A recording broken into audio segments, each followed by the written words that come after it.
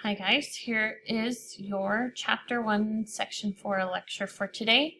We're going to review the societies of Europe. If you will recall, we were talking about feudalism, which is a political system in which a king allows nobles or lords to use the lands that belong to him, but in return, the lord owes the king military service and protection for the people living on the land. So that is this picture here. Remember, the peasants or the serfs are on the bottom, and they provide food and services to the knights, and the knights provide military and protection to the nobles, and the nobles give money and knights to the king. And the king loans his land out to everybody, and everybody gets some food, everybody gets some land, and everybody's kind of happy. So, along with feudalism, Europeans developed the manor system. In this system, lords divided their lands into manors or large estates that were mostly farmed by serfs. So serfs were the peasants. They were landless. They had no land. They had no money. They were allowed to live on the manor, but in return for the serfs' work, the lord had to protect them from anything that happened or came their way. The Roman Pardon me. The Roman Catholic Church also gained power during these times. They took roles filled by government officials, they collected taxes, they aided the sick, and they also punished criminals. So the church had a lot of power during this time. You need to remember that because this will come up later. So the revival of trade in towns. By the 1000s, feudalism had brought more stability to the society. So as the strong lords gained more power and had more land, there was long periods of peace and security. So because there was peace and things were safe, the merchants felt safe to travel again. And so these centers of trade became these big bustling towns where people wanted to interact with each other and share goods and trade whatever it is they're selling.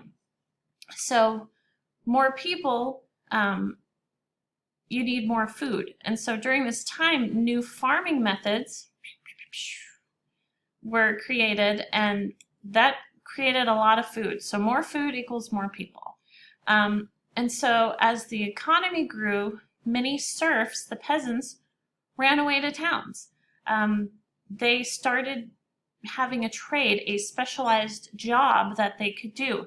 Some did shoemaking, some were blacksmiths. Everyone had a specific job. And this allowed them to make a life for themselves and have their own money. And so this created the middle class.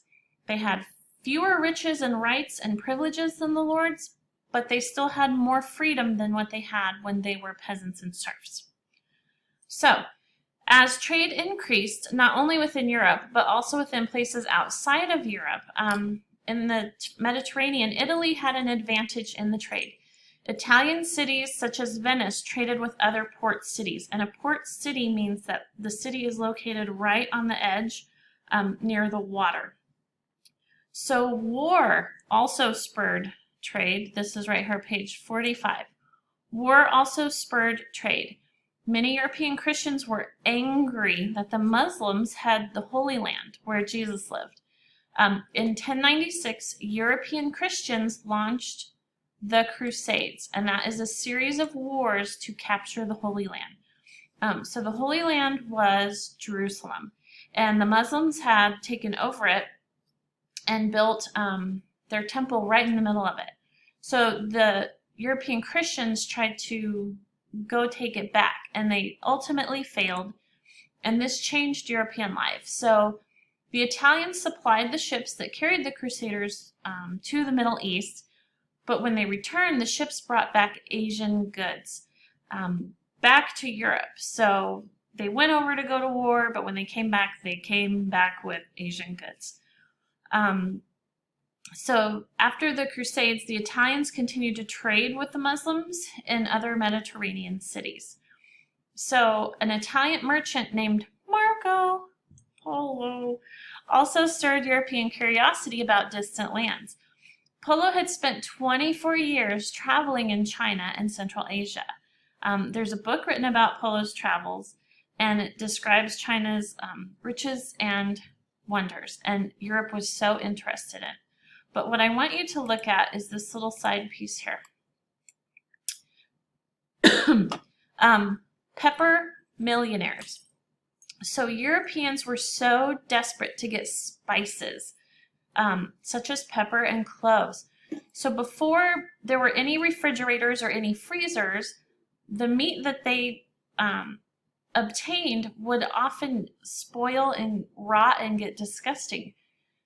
So spices helped disguise the taste of rotten meat. Ew, I know. In the 1500s, one shipload, just think of a big, huge ship, one shipload of spices could make a merchant wealthy for life. An average working person, Miss Cantwell, let's say Miss Cantwell, I would have to work at least 1,000 years to earn as much as a merchant could from one shipload of pepper. That is how much a hot commodity pepper was. Imagine Miss Cantwell working for 1,000 years, and then that's the monetary equivalent of one shipload of pepper. It's a lot of money, guys. So here, let's look at this diagram here. The rise and decline of feudalism. So in feudalism, the nobles offered to protect peasants from invaders, but in return, the peasants farmed the nobles' lands. Then feudalism made people feel safe enough to travel, and trade increased, and so towns grew. And this is when farming techniques became a lot more enhanced and better. And so more people, more food, and the towns grew.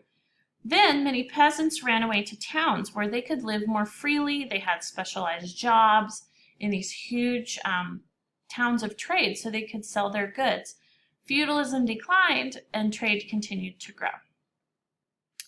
So, the decline of feudalism. The growth of trade in towns weakened feudalism because so many serfs left the manors for town life. The power of the lord shrank because they had fewer people under their control. So in 1347, a deadly disease also weakened feudalism. The bubonic plague swept across Europe, killing 1/4 of the population. This reduced a lot of the workers that were in the towns, so lords competed for the laborers who survived. So they began to pay wages to the peasants.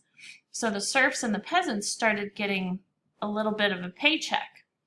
So as feudal lords lost power, kings grew so much stronger.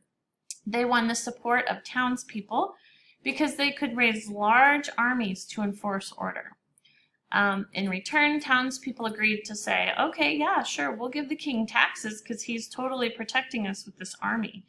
So the armies enforced order and imposed the king's authority over lesser lords. As countries became safer, trade flourished even more. So, let's talk about the Renaissance. So Italy was thriving because of trade, but it became the birthplace of the Renaissance. And the Renaissance was a time of increased art and learning. Renaissance is a French term meaning rebirth. It lasted from the 1300s to about 1600, and it spread from Italy throughout Europe. So several factors led to this rebirth of learning. As feudalism weakened, the plague brought great suffering. Lots of people died. And so Europeans began thinking, what is the meaning of life? What are we doing? What is happening? So in their search for new answers, some people turned to old sources. They read the writings and studied the art of Greeks and Romans. And the classical Greeks and Romans lived from about 750 BC to AD 476. So here are 5 factors that resulted in their studies. Number 1, the Greeks had praised human achievement. European scholars began humanism, the study of human worth, ideas, and potential. Number 2, classical education stretched stressed such subjects as history, philosophy, and literature. Europeans spent more time studying those subjects. From classical art, European artists learned to make art more realistic. They created some of the world's finest painting and statues. Number 4, Muslim scholars had saved classical manuscripts about science, and Muslim mathematicians had invented algebra. Thanks to those guys for inventing algebra. Contact with Muslim societies influenced European science and mathematics. And then cartography. Cartography is map making. And you guys know Miss Cantwell loves her maps and her globes. That's called cartography, map making. This became more scientific. Resulting maps were based more on observations and calculations than on rumors and what Bill, from Toledo told you about where something was located. They actually researched and measured, and that's how the maps started to begin being made. So maps and globes became status symbols in Renaissance Europe.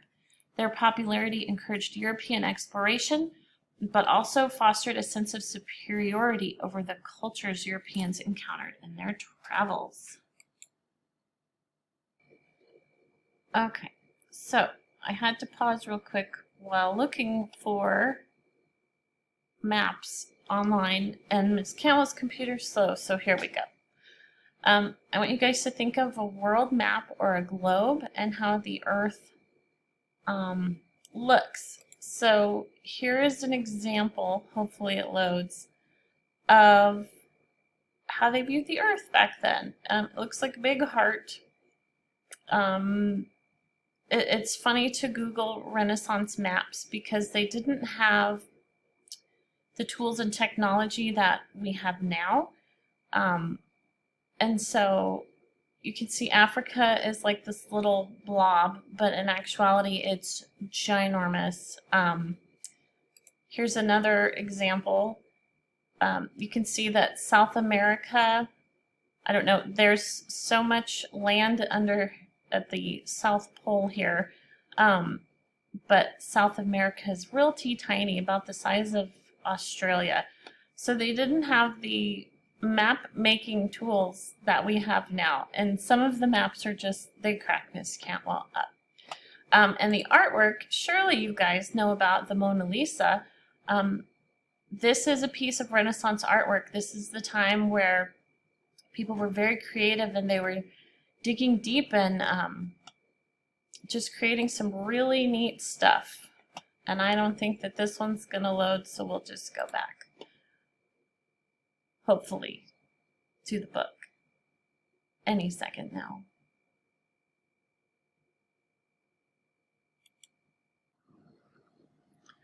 Oy, oy, oy. Okay, so a new invention also helped spread Renaissance ideas. In 1455, a German named Johannes Gutenberg invented the printing press. Imagine how much this has helped us today, guys. It's a machine that mechanically prints pages. This book was created by a printing press, so we're still using this technology today.